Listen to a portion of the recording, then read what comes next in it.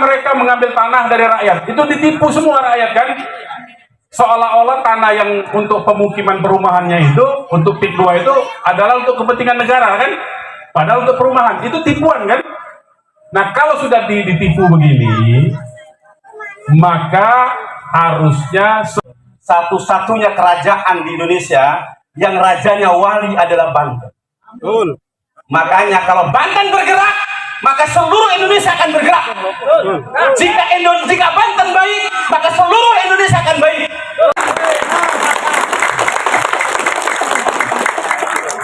Sederenge salam. Kula ayen ngomong niki desa golok. Ngerti jaseng kan? Jawa Serang. Cepenya apa gacor mau pendekar, fotonya penggolok mah itu pendekar. Untung kula duduk pendek ya. Karena pendekar itu pendek dan Alhamdulillah. Alhamdulillah wa syukurillah. Sallallahu la ilaha illallah wahdahu la syarikalah wa asyhadu anna Muhammadan abduhu wa rasuluhu la nabiyya ba'da. Allahumma sholli wa sallim wa barik ala sayyidina Muhammad wa ala alihi wa sahbihi wa dzurriyyatihi ajma'in. Amma ba'd. Yang saya hormati ada orang tua kita ini, sesepuh kita, Bapak Haji Humaydi, ini orang tua kita luar biasa. Ya, kita jauh umurnya dengan beliau, tapi beliau masih semangat untuk hadir di hari ini. Di sini juga ada tuan rumah ini, Habib Hasan, ada Kiai Hafidin, ada Kiai Naseh, ada Kiai Khalid, Kiai Khalid ya, Kiai Khalil ya, Kiai Khalil dari Tangerang Selatan, ini tetangga saya sebetulnya. Ada macan kulon nih, jawara-jawara macan kulon, ini luar biasa, pendekar-pendekar semua ini. Ini juga beliau ini dari seperti dari Lebak nih, betul. Oh mau, ya luar biasa. Ini sudah banyak, sebetulnya udah banyak sekali nih tenaga. Kalau istilah dalam pertempuran militer itu udah cukup ini sebetulnya. Terus mau apa lagi? Ya, oh nah ini komandan semua ini. Kalau sudah ada komandannya, tinggal pasukannya yang dipersiapkan. Ya, jadi kita ini, saya mau cerita sedikit sebetulnya. Jadi saya ini ngurus atau melihat peristiwa yang begini ini, saya tamat kuliah pun dan waktu jadi aktivis mahasiswa pun sudah ada kasus-kasus begini. Ini tahun 95-an, 96-an, saya baru-baru jadi pengacara, sudah banyak juga perampasan-perampasan tanah itu. Dulu di kampung saya di Sumatera itu, hari ini petaninya itu petani karet dulu itu. Kalau di Sumatera itu dulu petani karet, masih sorenya masih nyadap karetnya itu, istilahnya nyadap karet, ini orang Palembang satu nih. Masih nyadap karet itu, ngambil karet, getah karet itu. Besoknya dia mau ke kebun udah rata itu, dibulldozer sama perusahaan, diganti sawit. Nah sama sekarang ini kan, didudukin begitu, dipaksa, diambil alih. Jadi rakyat Indonesia ini memang sudah puluhan tahun sebetulnya, bukan baru-baru ini saja, ya. Dan selalu ada yang menyatakan, bahkan yang pakai label ulama menyatakan ini aguan itu menghidupkan tanah mati Palalupean apa. Jadi memang ada ulama yang begitu pun sudah ada dari dulu. Itu zaman dulu Nabi Musa, ada dulu namanya Bal'am bin Baurah, ya. Itu zaman Nabi Musa. Jadi waktu zaman Nabi Musa itu, ketika Nabi Musa berhasil menyeberang dari Mesir ke Sinai, ya, menyeberang Laut Merah itu dulu tanah Kanaan yang disebut Kanaan itu atau Kanaan itu sudah ada penduduknya. Jadi kalau sekarang konteksnya sekarang orang-orang Yahudi menyatakan itu tanah yang dijanjikan, tanah milik nenek moyang mereka, sebelum Nabi Musa membawa mereka ke situ sudah ada penduduknya di Kanaan itu, yang sekarang dikenal dengan Palestina itu, ya. Nah jadi di situ ada salah satu ulama, ya, ulama setempat yang bernama Bal'am bin Baurah. Jadi ketika ada rombongan Nabi Musa ini masuk ke tanah Kanaan, penguasa-penguasa zolimnya itu minta Bal'am bin Baurah ini mendoakan yang buruk-buruk kepada Nabi Musa, ya. Nah jadi memang sudah ada itu ulama-ulama yang dari dulu karena bayaran mendoakan keburukan untuk orang-orang baik itu sudah ada dulu, mencari-carikan dalil-dalil untuk kezoliman itu sudah ada dari dulu. Itu kita sebut dengan nama ulamanya Bal'am bin Bawrah. Kalau sekarang dikenal dengan ulama su. Jadi jangan heran itu pasti ada itu. Begitu juga preman-preman. Ya, kalau yang di sini ada jawara-jawara, bedanya apa jawara sama preman? Kalau jawara itu dia bertarung, berkelahi untuk membela kebenaran, betul tidak? Betul pasti. Tapi kalau preman dia berkelahi untuk duit, karena dibayar. Nah, kuat mana yang berkelahi membela kebenaran, yang membela yang hak, dengan yang berkelahi cuma karena duit? Itu pasti kabur itu. Begitu yang hak ini muncul pasti kabur itu, karena ini cuma duit, dia nggak mau hilang nyawanya. Jadi jangan takut itu sama preman-preman yang begitu, ya. Nah kalau lagi atas alasannya itu bahwa Agung Sedayu melakukan pembangunan yang anti dengan proyek PSN, anti pembangunan, itu dulu tahu nggak siapa bapak pembangunan itu? Yang dikenal dengan bapak pembangunan siapa? Salah, itu ketinggalan zaman. Yang dulu sudah awal tuh Fir'aun tuh.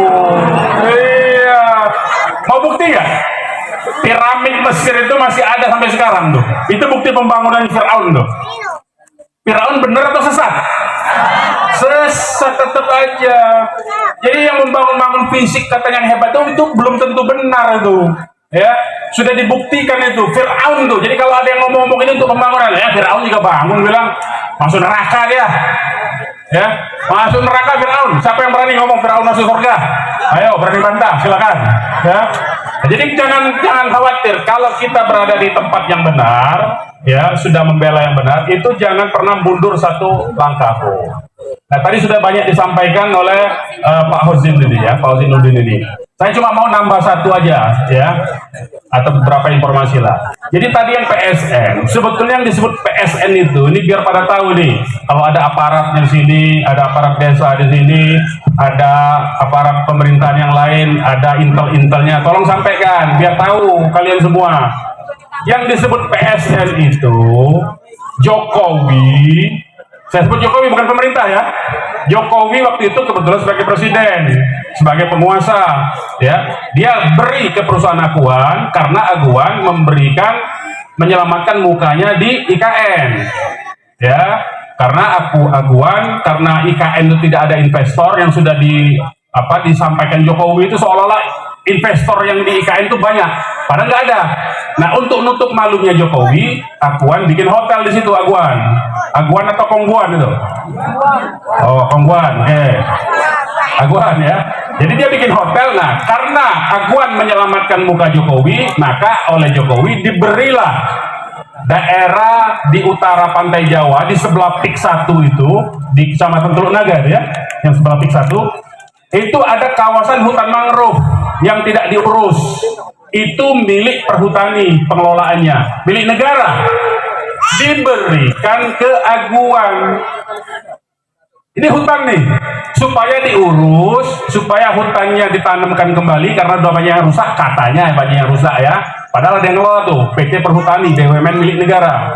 Kemudian karena dia diberi hutan mangrove itu, di sekitar hutan mangrove itu nanti akan dibikin tempat hiburan. Ya, dibikin tempat hiburan itu apa? Dibikin sirkuit balapan, balap mobil, balap motor, kemudian tempat-tempat makan, ya begitu, wisata. Nggak ada pemukiman, bikin rumah nggak ada. Karena itu hutan, nggak boleh diubah fungsinya.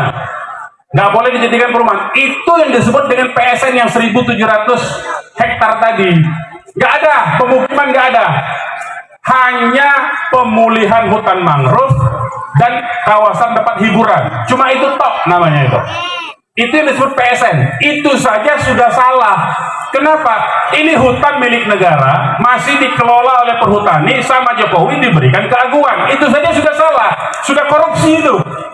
Karena tadi imbal balik di IKN. Satu salahnya. Jadi kalau PSN Aguan itu, PSN Pik 2 itu dianggap benar, salah itu. Prosesnya memberi, itu tidak boleh, itu korupsi itu. Karena untuk memberikan aset negara kepada pihak lain itu harus persetujuan DPR, sebetulnya DPR RI, ya.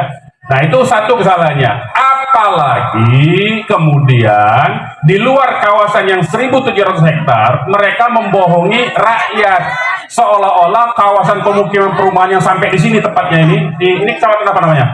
Tanara. Ada di petanya sudah saya kasih di grup itu. Sampai ke Tanara sini itu akan dibikin pemukiman semua. Jadi itu nggak ada dalam proyek PSN, nggak ada. Ini proyek swasta semua. Kalau proyek swasta, apa beda?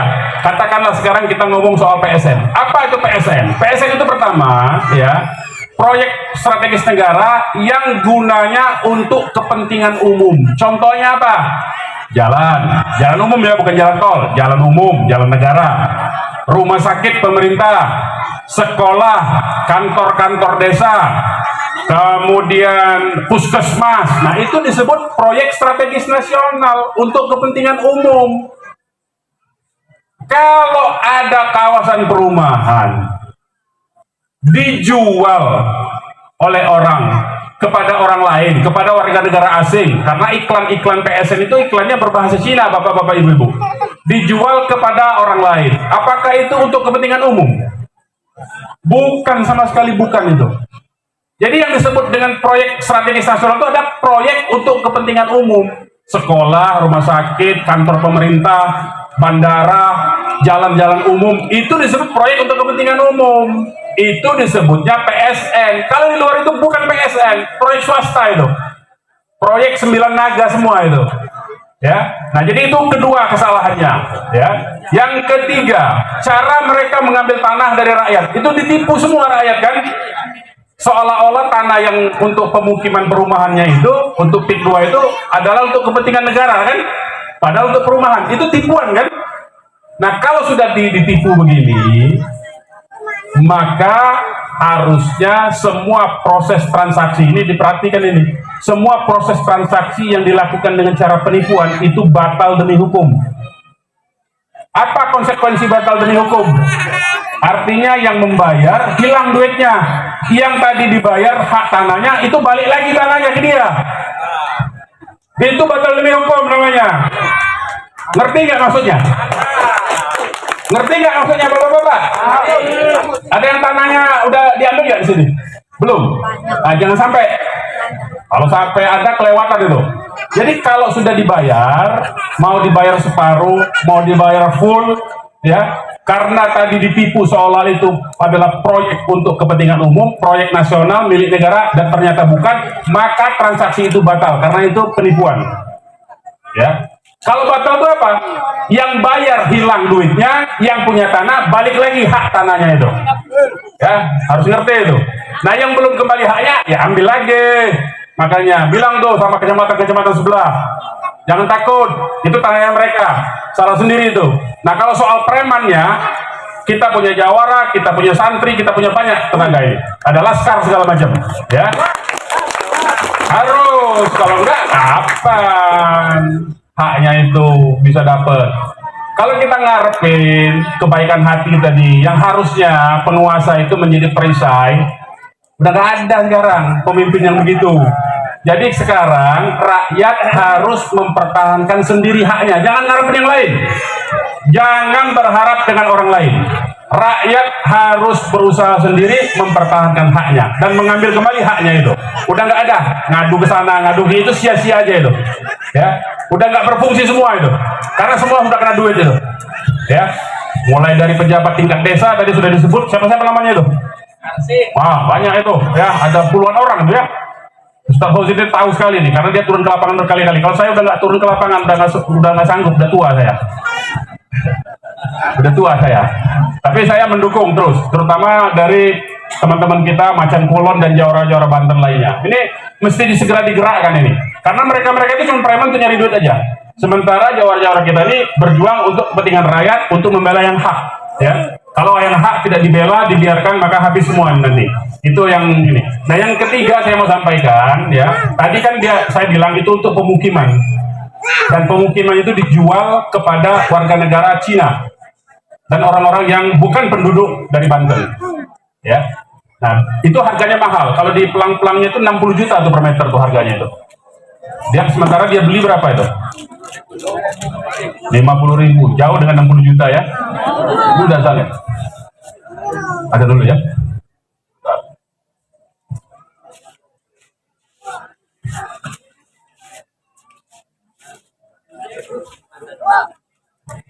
Ada dulu.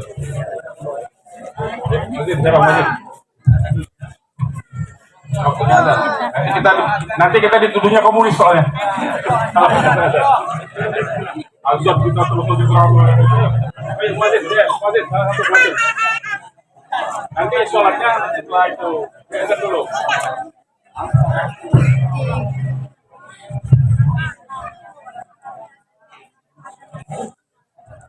Kan ya.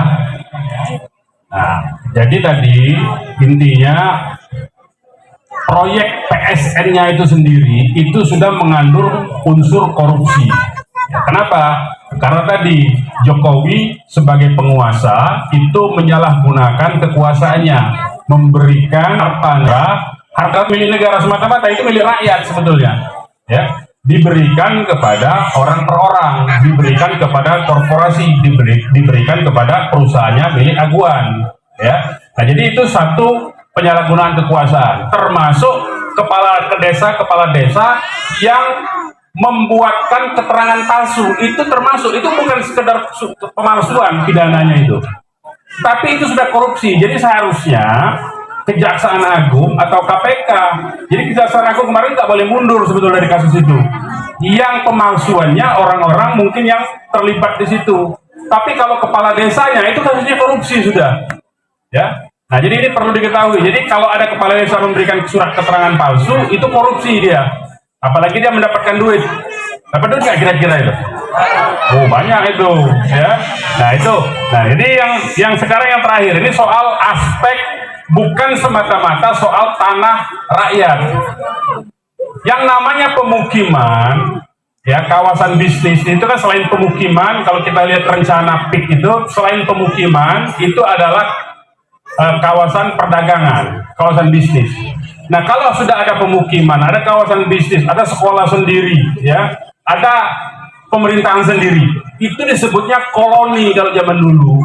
Dulu VOC, ya, perusahaan Belanda sebelum pemerintahannya menjadi pemerintah Hindia Belanda, itu namanya VOC. VOC dulu juga itu sewa dengan Sultan Banten, dengan Sultan Cirebon, dengan Sultan Gresik, ya, dia sewa tuh dengan Sultan Bone, seluruh Indonesia, kerajaan-kerajaan Nusantara tuh dia sewa kepada kesultanan Nusantara itu. Nah, tetapi kemudian dalam sewanya itu dia membangun benteng. Di situ dia tempatnya ada gudangnya segala macam. Lama-lama dia bangun pemukiman untuk karyawan yang bekerja di mereka. Lama-lama menjajah dia. Bapak-bapak, ibu-ibu tahu nggak? Negara yang asal mulanya itu tempat perdagangan, kawasan pemukiman, kemudian jadi negara. Tahu nggak? Yang paling dekat itu Singapura. Singapura itu dulu tanahnya milik Melayu. Orang-orang pendatang Cina dari Republik Rakyat Cina datang ke situ, di backup oleh Inggris, didirikan pelabuhan, diberi tempat, diberi tanah, kemudian didatangkan orang-orang Cina sebanyak mungkin sehingga jumlah Melayunya kalah. Jadilah dia negara Singapura. Kanada juga begitu. Kanada itu aslinya bangsa Indian. Bangsa Indian yang nggak tahu kemana, musnah, punah, jadilah orang kulit putih di situ. Amerika begitu juga, itu orang Eropa datang ke situ, bikin tempat perdagangan, pelabuhan di yang namanya kota New York sekarang, bikin di situ, bikin pemukiman, kemudian dia jadikan itu negara. Jadi sudah ada contoh, sudah banyak contoh, dan sampai sekarang contoh itu masih berlaku. Orang-orang pendatang yang tadinya hanya kawasan pemukiman dan perdagangan, lama-lama jadi negara sendiri. Itu sudah ada, bukan hayalan. Jadi jangan dianggap ini membohong. Ini yang mesti kita jaga. Ini katanya aparat-aparat ini saya sampai dituduh teroris, anti Pancasila, anti NKRI. Itu mereka kemana? Justru aparat negara yang melakukan itu. Jadi siapa yang teroris? Mereka itu. Saya dari teriak-teriak begini dari dulu, makanya dituduh mereka teroris akhirnya. Dulu waktu zaman Orde Baru, saya belain rakyat, belain petani, belain buruh tenaga kerja yang di PHK. Saya dituduh komunis, ditangkap juga. Bukan jadi tangkap, jadi saya tuh berkali-kali udah ditangkap. Ya, jangan sampai ditangkap lagi. Maksudnya tangkap terus giliran dong, maksudnya dudeng kayak gitu. Masa saya mulu ya gitu ya. Jangan ke demenan dia sama saya ya. Nah jadi itu sudah ada contoh ya, sudah ada contoh tempat pemukiman warga negara asing yang dari luar wilayah situ datang di situ, mendirikan pemukiman, mendirikan pusat perdagangan, akhirnya jadi negara sendiri. Apalagi di PIK 1, PIK 2 itu sudah ada tuh kantor-kantor yang memegang senjata itu. Sudah ada di situ. Itu tinggal mereka kalau digaji lebih besar oleh negara baru nanti pindah itu nanti. Nah tadi dikatakan bahwa kalau ini proyeknya jadi membuka lapangan kerja, bapak-bapak yang mana punya anak-anak muda mau jadi satpam doang di situ? Kalau saya ogah anak saya jadi satpam. Yang mereka enak-enak kita disuruh jaga. Kalau ada apa-apa ngadepin sesama pribumi kita yang disuruh maju. Warga kita juga. Ini kan kurang ajar namanya. Betul. Nah zaman Belanda juga begitu dia. Yang namanya dulu Marsose itu dibayar dari orang-orang pribumi yang bego-bego tolol-tolol yang otaknya isi duit aja itu. Disuruh berperang dengan pejuang-pejuang kita. Sama itu. Nah kita jangan mau itu. Ya, jadi kalau mereka mau dibayar begitu, kita lebih tinggi nilainya dari situ. Nah jadi tadi saya kembalikan ya, kalau itu sudah jadi koloni, lama-lama dia akan bikin negara sendiri, dan itu bukan hal yang susah buat mereka, karena mereka tinggal bikin saja. Syarat negara itu kan ada 4 sebetulnya, ada wilayah, ada penduduk. Nah mereka kalau sudah punya wilayah, sudah penduduk, tinggal bikin pemerintahannya. Kalau pengakuan, gampang itu pengakuan. Singapura, Republik Rakyat Cina pasti ngaku itu. Besok hari ini mereka proklamasi Republik Rakyat Cina, Singapura pasti mengakui karena saudara mereka itu. Ya. Jadi ini bukan nakut-nakutin, ini memang kenyataan. Ya, jadi kalau ada aparat pemerintahan yang nggak sadar bahwa ini ancamannya lebih besar dari sekedar masalah tanah, tapi ini masalah kedaulatan NKRI, kedaulatan negara kita. Makanya harus dipertahankan. Di Malaysia, saya sudah kirim juga itu. Di Malaysia itu ada satu kampung yang orang di luar kampung itu nggak boleh beli tanah di situ. Nggak boleh beli tanah di situ. Diusir sama mereka.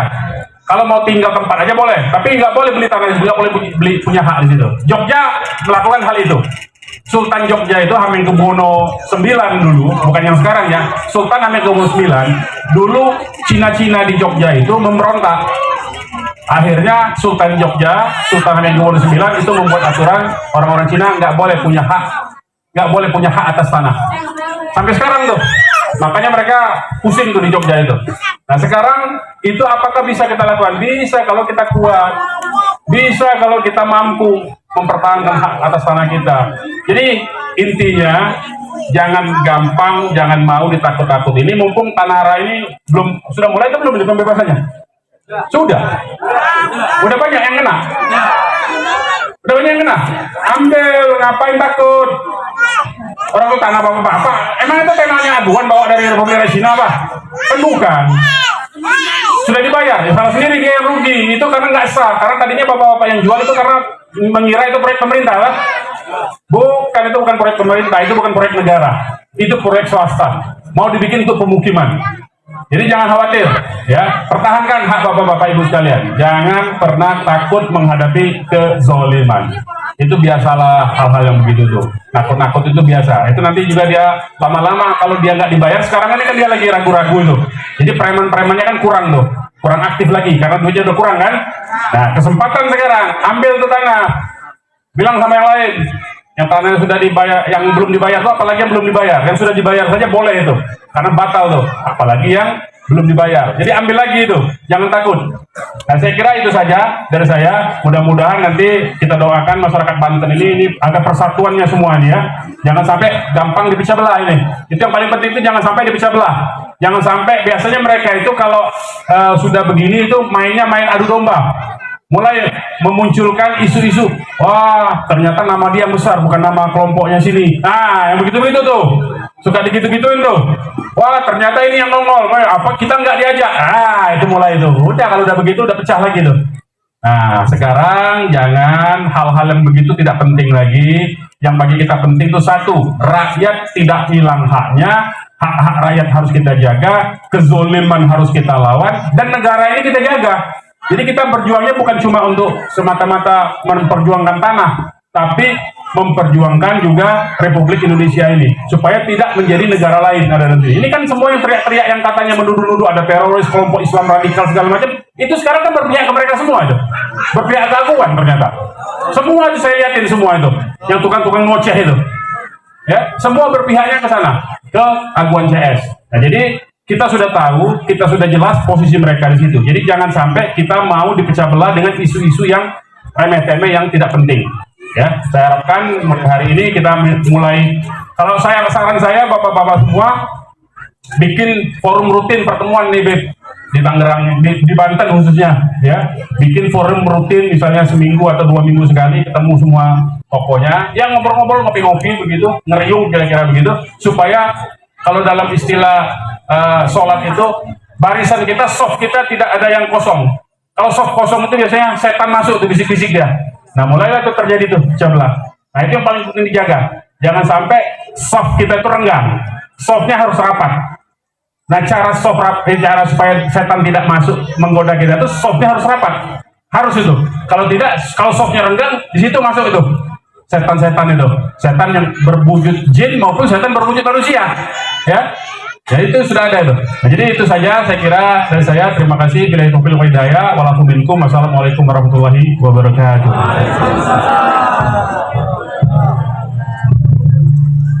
Waalaikumsalam warahmatullahi wabarakatuh. Kami ucapkan ribuan terima kasih kepada Ustadz kita, yakni Al-Ustadz Haji Munarman, yang telah menyampaikan penyampaian yang sangat sempurna. Baiklah hadirin, kami ucapkan marhaban ahlan wa sahlan kepada ketua kita, tokoh kita, yakni Ketua DPW FPI Kabupaten Serang, yakni Kiai Abi Syuja'i. Beliau alhamdulillah sudah ada di tengah-tengah kita semua. Baiklah hadirin Bapak Ibu yang saya hormati dan saya muliakan, acara selanjutnya yaitu orasi. Insya Allah orasi yang pertama ini kami persilahkan kepada Kiai Haji Hafidin sebagai Ketua Syarikat Islam Banten. Maka kepada beliau dengan segala hormat kami persilahkan.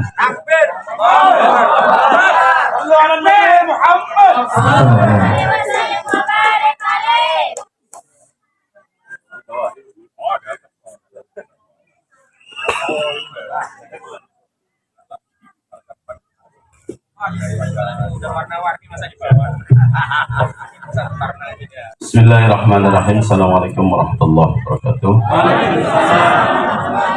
Bismillah wassalatu wassalamu ala rasulillah wa ala alihi wa sahbihi ajma'in, amma ba'du. Para kiai, para ulama yang saya muliakan, dan para cendekia, terutama para penggerak, para pendekar, para penggerak ini Haji Munarman dan hadirin. Dan di sini ada Panglima Macan Kulot. Ini juga ada Raja Manggala, luar biasa. Dan juga Mas Sekjen, seterusnya Macan Kulot. Bapak-bapak kaum muslimin rahimakumullah, dan tak lupa saya ucapkan terima kasih. Saya dipaksa oleh ketua DPW itu FPI, Ki Haji Abi Syuja'i. Kalau mau pulang katanya ngisi kajian, ngisi dulu. Tapi nggak apa-apa. Saya baru sepekan yang lalu dipanggil oleh seseorang ahli strategi perjuangan. Beliau mengatakan bahwa kalau kita ingin kuat, maka butuh 3 hal. Yang pertama adalah leader, pemimpin. Yang kedua adalah resources, yaitu sumber daya manusia dan sumber daya alam. Dan yang ketiga adalah teknologi. Beliau mengatakan 2 yang terakhir itu amat sangat tergantung dengan leadership. Siapa yang memimpin? Rusaknya bangsa Indonesia ini karena yang mimpin kemarin siapa? Haji Munarman. Nah, gitu kira-kira. sampai muncul TSN, ninggalin sesuatu yang bukan yang terbaik, malah yang terburuk. Gitu kira-kira. Lalu apakah warisan orang terburuk ini akan kita biarkan? Tentu tidak. Kemudian tadi Bapak Haji Munarman menyampaikan bahwa Jogja itu punya kekuatan. Kenapa sebabnya? Karena Sultan Jogja berkuasa.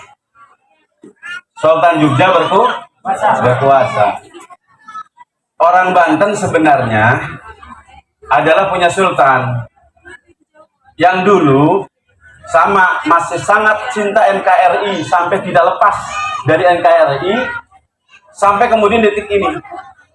Dulu waktu zaman perpisahan itu, waktu itu pada perpisahan negara itu, negara RIS, itu ada 3 kesultanan yang masih tetap mencokong republik ini. Pertama Banten, kedua Aceh, ketiga Jogja. Sayang raja kita sangat tawadu waktu itu. Wahai Raja Banten, teruskan kerajaanmu, akan kami berikan kekuasaan. Raja kita ini luar biasa bilang, enggak, karena sekarang sudah ada negara Republik Indonesia. Untuk apa kami berkuasa?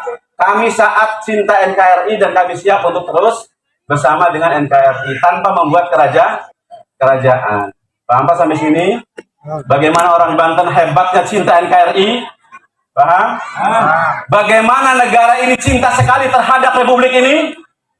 Bukankah kita sudah melihat betapa kemudian raja kita, Raja Banten, siap untuk tidak memimpin negerinya, yaitu Banten, dan menyerahkan kepada republik ini dengan serta-merta. Luar biasa bukan? Tapi setelah diserahkan, sekarang apa hasilnya? Apa hasilnya? Banten dioyak-oyak. Banten dikriminalisasi. Sampai-sampai orang Banten tidak sanggup memimpin negerinya sendiri. Mohon maaf. PJ Gubernur yang terakhir orang mana? Bukan orang Banten. Gubernur sekarang orang mana? Bukan orang Banten. Kemana orang Banten? Karena dikadali oleh pusat. Dikadali oleh pemerintah yang ada saat ini. Dikira orang Banten tidak bisa mimpin. Bukan. Orang Banten yang menyelamatkan pada saat kemudian bangsa ini acak-acakan. Namanya apa? Siapa presiden yang kedua setelah Syarifuddin Prawira Negara? Orang mana? Orang Banten menyelamatkan apa? Bangsa ini.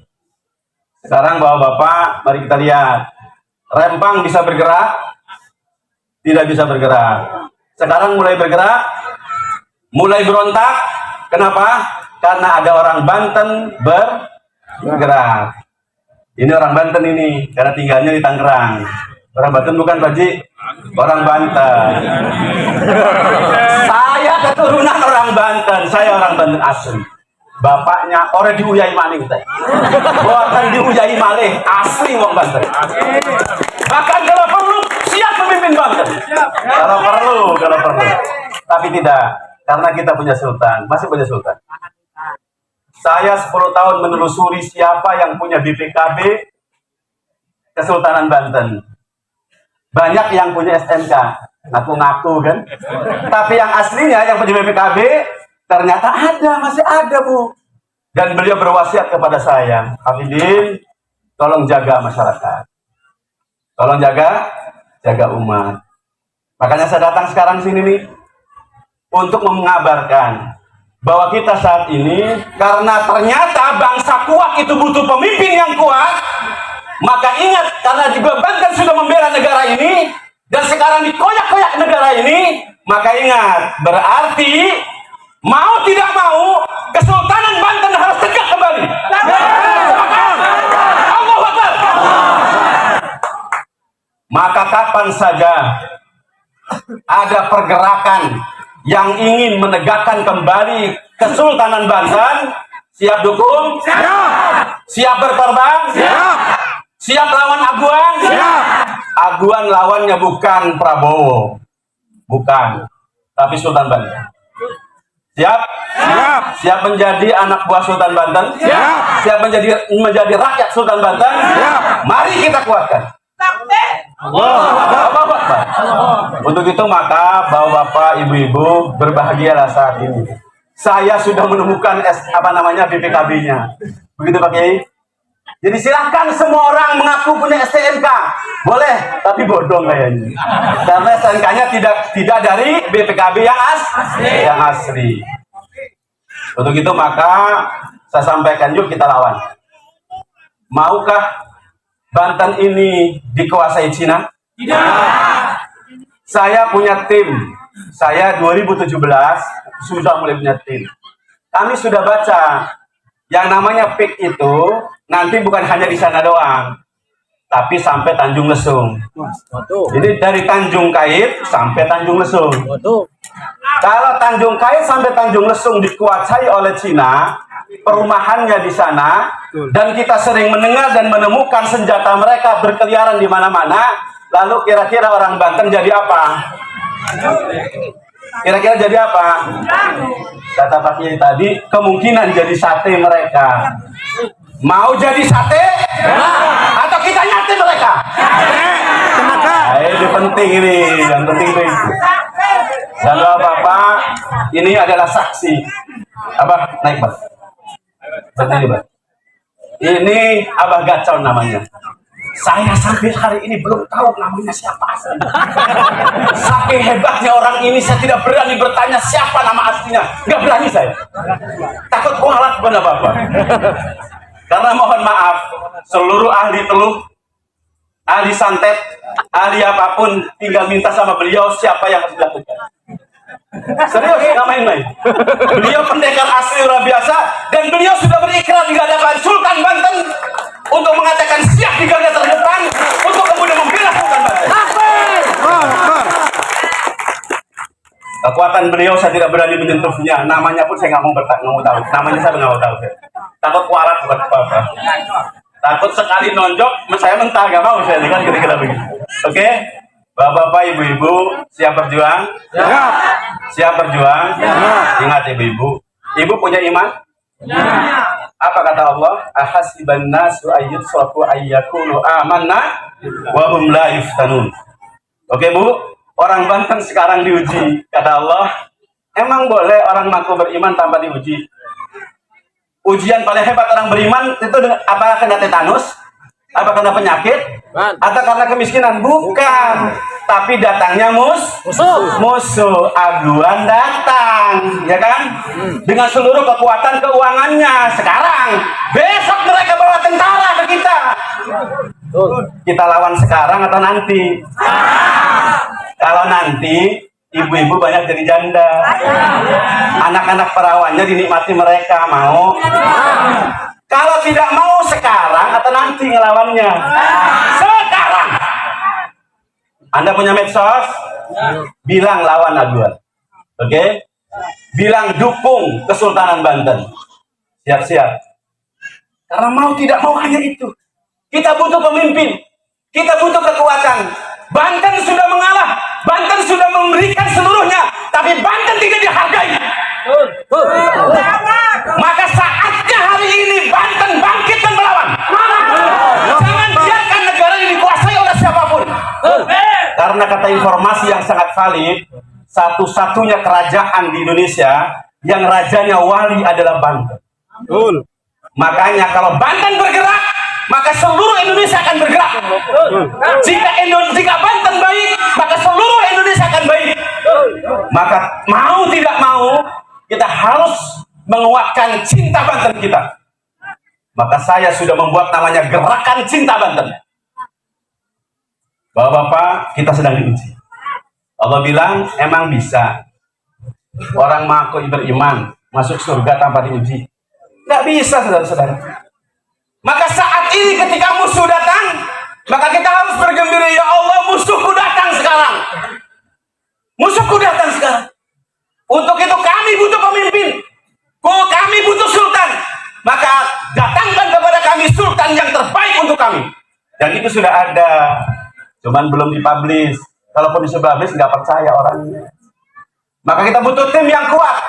Dan ingat Bapak-Bapak, Sultan itu adalah masih saudaranya Buya Kurtubi. Saya mau tanya, Buya Kurtubi itu siapa? Buya Kurtubi itu siapa? Tahu nggak? Orang yang selama ini kita muliakan, kita hormati, dan termasuk saya mendapatkan perintah dari beliau untuk menegakkan amar ma'ruf nahi munkar di Banten ini. Untuk itu saya bicara di sini, saya tidak mau mengungkap bagaimana kejahatan Abuan karena ada pakarnya. Tapi saya harus membakar masyarakat Banten untuk siap melawan kapan saja. Jangan serahkan seinci pun tanah kita. Karena tanah adalah asal kehidupan kita. Asa golok. Nah, itu bilang. Asa golok. Dan pendekar kita sudah bawa golok. Sudah bawa golok. Dan Bapak-bapak, saya sebagai orang yang amat sangat dekat dengan Sultan, saya sudah pakai apa ini? Sarung, bukan sorban. Karena lambang kiai saya ada di sini. Baca kitab kuning, isi kajian, mimpin masyarakat, termasuk mimpin 4 istri, anak 26, pakai ini. Saya punya istri 4, anak 26. Tapi untuk memimpin masyarakat, saya pakai ini. Ini lambang kemerdekaran. Kapan saja, siap saja, ini bisa ditarik. Kira-kira begitu. Jangan diterusin. Takut guru di sini bahaya loh, misalnya kan kira-kira begitu. Bapak-bapak, ibu-ibu, tidak banyak-banyak dari saya, karena kewajiban saya hanya menunaikan yang dari ketua DPD, yaitu DPW Bapak Kiai Haji Abi Sujai. Dengan hormat mohon maaf Pak Kiai, saya bicaranya agak sedikit bersemangat dan lancang, semoga bermanfaat. Alhamdulillah, assalamualaikum warahmatullahi wabarakatuh. Waalaikumsalam warahmatullahi wabarakatuh. Kami ucapkan ribuan terima kasih kepada kiai kita, yakni Kiai Haji Hafidin sebagai Ketua Sarekat Islam Banten. Baiklah hadirin Bapak Ibu, untuk orasi yang kedua, insya Allah orasi ini akan disampaikan oleh Al-Ustadz Iwan Darmawan, DPP dari Matlaul Anwar. Maka kepada beliau dengan segala hormat dipersilahkan.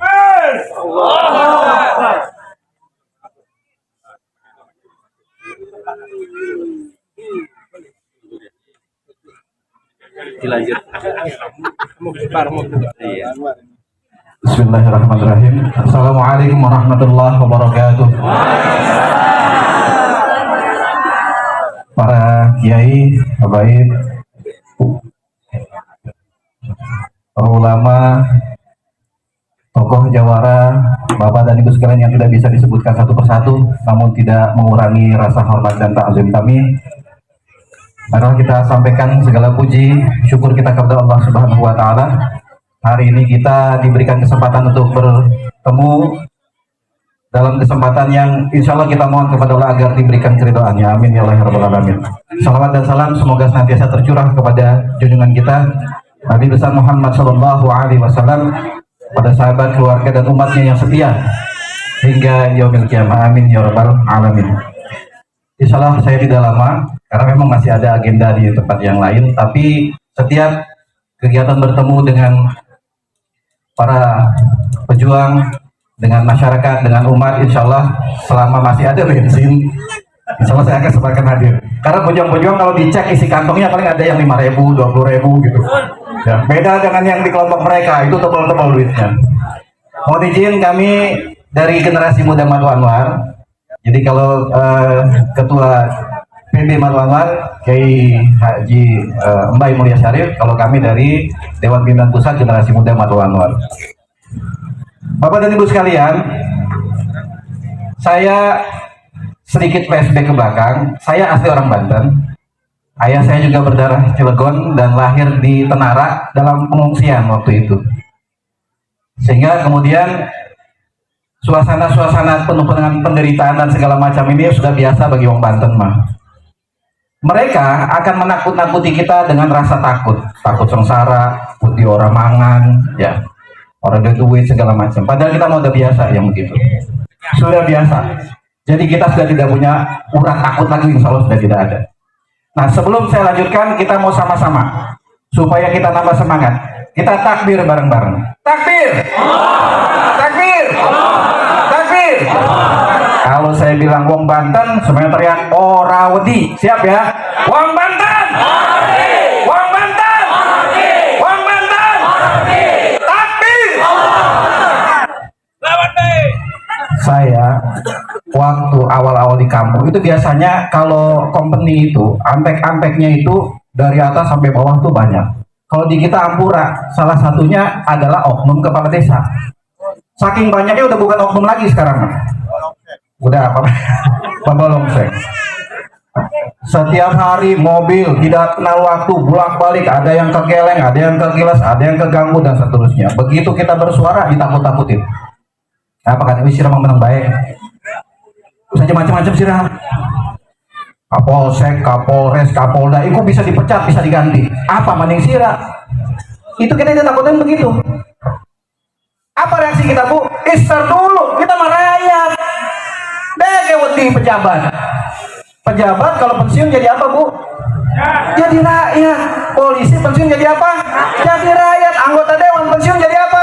Rakyat. Presiden dipecat jadi apa? Jadi siapa yang paling tinggi kedudukannya? Rakyat. Aja macam-macam rakyat sirah. Kalau rakyat sudah bergerak, tidak ada di dalam sejarah bangsa manapun di dunia, negara sekuat sehebat apapun di dunia, tidak ada yang bisa menghadapi people power. Nggak ada. Semuanya jatuh. Jadi kalau rakyat sudah bergerak bersama-sama, menjadi perlawanan rakyat semesta, negara sekuat apapun pasti akan jatuh. Karena itu yang dibutuhkan oleh kita adalah keberanian kita untuk melawan arus. Jangan sekedar ikut-ikutan, mengikuti arus.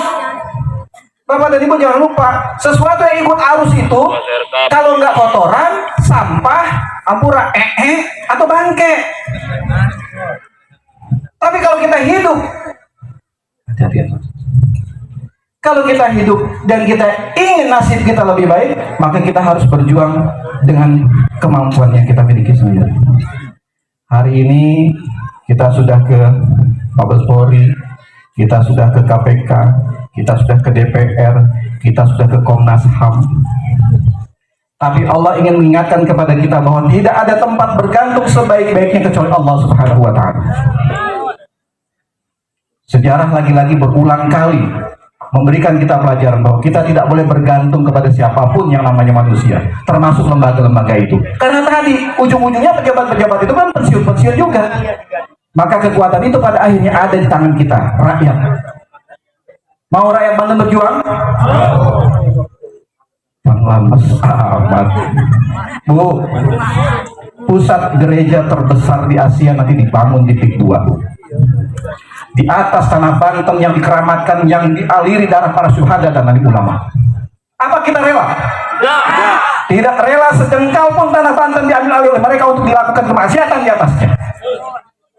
Ini tugas kita, Bapak dan Ibu sekalian. Nah, aktivis pejuang ngomong kayak apa? Gak lamun rakyat orang Banten ini mah pada baik belangsa. Kudu bareng-bareng. Ayo yang jadi korban, yang bakal calon korban, bareng-bareng semuanya bergerak. Jangan takut. Ayo Wedi. Sekali lagi ingat, saya ingin menyampaikan bahwa tidak ada kekuatan apapun yang bisa mengalahkan kekuatan keikhlasan kepada Allah Subhanahu wa Ta'ala. Satu. Yang kedua, negara kuat, negara hebat apapun tidak akan bisa mengalahkan kekuatan rakyatnya. Yang ketiga, yang kita lawan bukan negara.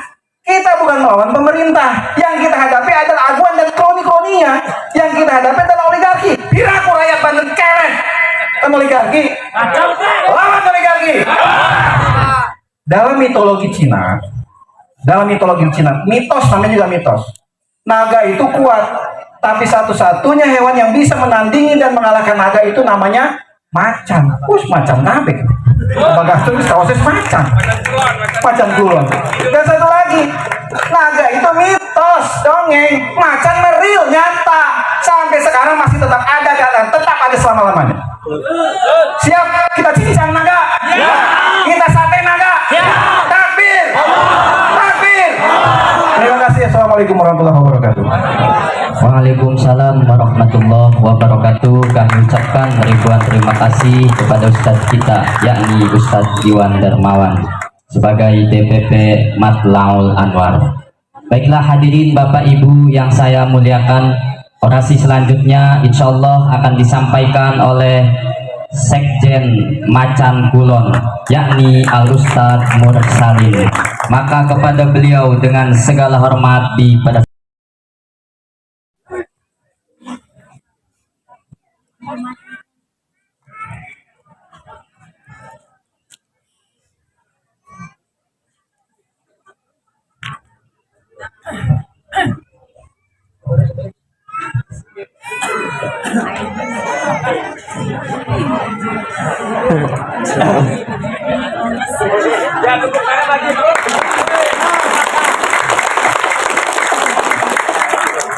Sederenge salam. Kula ayen ngomong niki disung golok. Ngerti jaseng kan? Jawa Serang. Cepenya apa gacor mau pendekar, katanya penggolok mah itu pendekar. Untung kula duduk pendek ya, karena pendekar itu pendek dan oke, mohon izin Bapak Kiai Abi Sujai tidak menguras hormat kami dan kebetulan para pengurus daripada DPD FPI Provinsi Banten. Bismillahirrahmanirrahim. Assalamualaikum warahmatullahi wabarakatuh. Lemes amat. Bu, sabun dahar dereng. Terus si dereng ngacung. Sabun dahar awan. Mangap bu. Ya, insya Allah membakar semangat. Tadi ayahanda guru saya sekaligus penasehat Macan Kulon Ki Hafidin membakar semangat sangat biasa sekali sampai terharu. Gurunya sudah ngomong, wayahe muridi ngomong. Antuk boten ngomong. Lamun antuk ngomong dipuni semangat, kulo ulangi. Assalamualaikum warahmatullahi wabarakatuh. Alhamdulillahirabbil alamin wa bihi nasta'in 'ala dunya waddin. Wassalatu wassalamu 'ala asrofil anbiya'i wal mursalin wa 'ala alihi wa sahbihi ajma'in. Asyhadu an la ilaha illallah wa asyhadu anna Muhammadar Rasulullah. La haula wa la quwwata illa billahil 'aliyil 'azim. Rabbi shrah li sadri wa yassir li amri wahlul 'uqdatam min lisani yafqahu qawli, amma ba'du. Kang kula hormati sedanten masyarakat Kampung Endol, Desa Lempuyang, Kecamatan Tanara. Kang kula hormati sedantene para ustadz, para kiai, para habaib sing boten kula sebut sios persiose tanpa mengurangi rasa hormat kula dan rasa takdim kula ning sedantene. Izinkan kula Al-Fakir lamun Pak Kiai Hafidin niku ngomong asli wong Banten, kula ge sami Bu. Kula sami asli wong Banten, lahirin ning Cilegon cepen Pak Ustadz Iwan. Kula sami lahir ning Cilegon, tapi buyut kula niku asli wong Waringin kelawan wong Gayam Pandeglang. Klepense Pak Sekjen Macan Kulon niku menggebu-gebu. Kenapa? Karena kula niki Bu jujur saos terakhir pejuang. Makanya kula ngende pakaian pendekar niki ya karena buyut kula ini pejuang Bu. Ya, salah satu buyut kula niku sini Waringin adalah jujutan daripada Kiai Abdul Karim kelawan Nyimas Syarif. Jadi Nyimas Syarif niku derbe laki, derbe suami kasihe Abdul Karim. Niku buyut kula Bu. Sing wong tua bapak kula. Lamun sing wong tua wadon sinten? Wong tua wadon niku buyut kula Ki Adung. Uring Ki Adung Bu. Ki Adung Gayam niku adi bungsuni Ki Ahmad Khotib. Ya, jadi Ki Adung ning Tanara dede. Jadi keadon gayam. Nah, artinya mungkin anak putu daripada pejuang ya turun pejuang. Ya, jadi di keluarga saya Bu yang menggebu-gebu untuk mempertahankan tanah kedaulatan itu saya pribadi sendiri. Ya, dan saya Bu sampai sekarang ini terus terang menjadi target buruan oleh PIK 2. Kenapa Bu? Yang pertama saya sudah berwasiat kepada anak dan istri saya, silakan cek di YouTube ketika saya menggempur DPRD. Saya berwasiat ning rabi kula Bu, nong cepet kulane. Kakang ke arep jihad ngebela tanah Banten. Tolong lamun kakang ke balik tinggal jenajahi diurus. Lan turun urus anak-anak. Tolong kakang ke ning ninggal diurusi di kuburane para kuburan wong tua. Dibunuhin apa? Salah satu yang bikin orang tua di akhirat itu ada 3: amal jariah, ilmu bermanfaat, sama anak soleh. Insya Allah kula satu-satunya menjadi harapan orang tua di akhirat sana menjadi anak yang soleh. Kenapa Bu? Saya ngomong kayak gini. Saya ngomong kayak gini di sini untuk mengajak kepada seluruh masyarakat Banten khususnya bahwasanya Banten kurang baik-baik saja. Tidak baik-baik saja. Kalau kita ikhlas ridho untuk berjihad di jalan yang benar, insya Allah orang tua kita Bu, ya, jare malaikat apa munkar nakir ta arep nyiksa kono orsite, uy anak kira kok amal jariahnya insya Allah ngalir. Itu yang pertama. Yang kedua, kenapa saya jadi target daripada Agung Sedayu? Jujur saja, tadi Al-Ustadz Ahmad Hosinuddin mengatakan praktisi hukum kita bahwasanya melanggar daripada aturan. Benar. Pak Munarman tadi mengatakan juga sama. Sampai Ustadz Iwan mengatakan bahwasanya banyak pelanggaran-pelanggaran. Jujur Bu, saat ini saya sedang mencoba memperjuangkan tanah rakyat Banten yang memang banyak pelanggaran, banyak sekali pelanggaran. Bu, nengor salah minggu ini ya, macan kulo niku ngegeruduk DPRD. Mau tahu tidak Bu? Kenapa?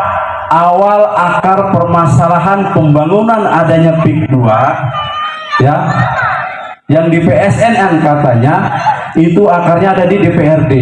Wakil kita kabeh cuma lagi di parani merane si